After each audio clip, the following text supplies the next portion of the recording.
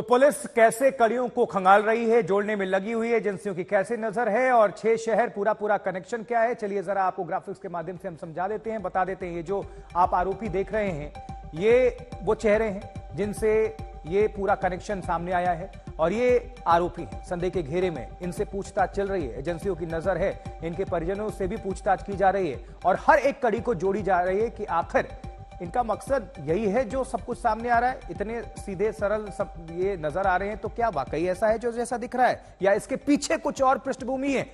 कौन इनके पीछे है, क्या इनका मकसद था, ये सब कुछ है। ललित झा बिहार एनजीओ वर्कर बताया जाता है, लेकिन एनजीओ वर्कर क्या देश की सुरक्षा में सेंध लगाने का काम करते हैं? केस का मास्टरमाइंड बताया जा रहा है ललित झा, बिहार से इसका पूरा कनेक्शन। कोलकाता में भी जानकारी मिल रही है कि एनजीओ पूरा वहां सक्रिय रहता था, फोन लेकर ये भागा था।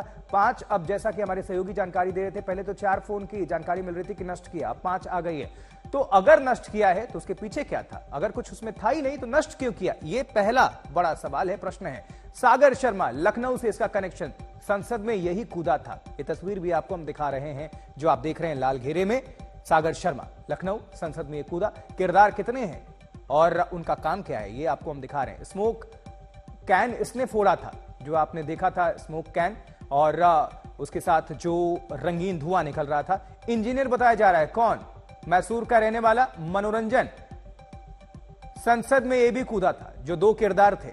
संसद में कूदने का मकसद क्या था? अगर आपको बात रखनी थी तो आप मीडिया के सामने भी रख सकते थे, लेकिन संसद में कूदने का संकेत और मैसेज क्या? सिक्योरिटी ब्रीच, देश की सुरक्षा के साथ खिलवाड़।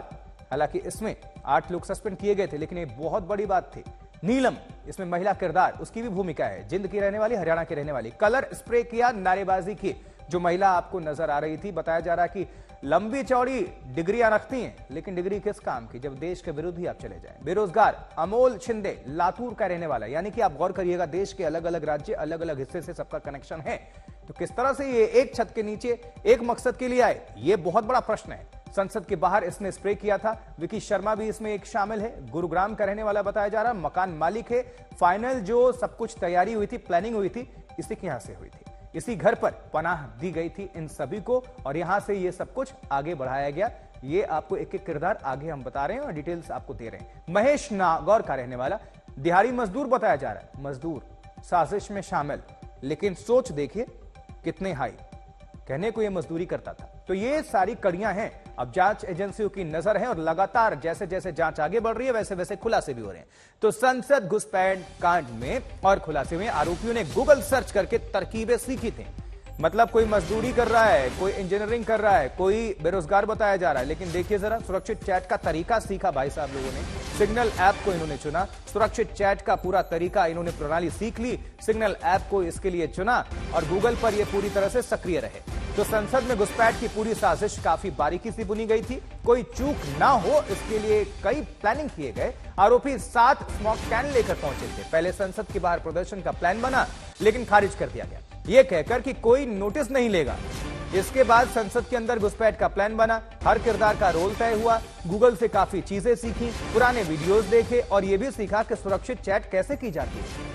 इसके बाद ये सिग्नल ऐप पर चैट करने लगे ताकि किसी की नजर में ना आए। इस ग्रुप ने कई युवाओं को अपने सोशल मीडिया पेज पर जोड़ लिया था और अपने मकसद के लिए उनका ब्रेन वॉश कर लिया था।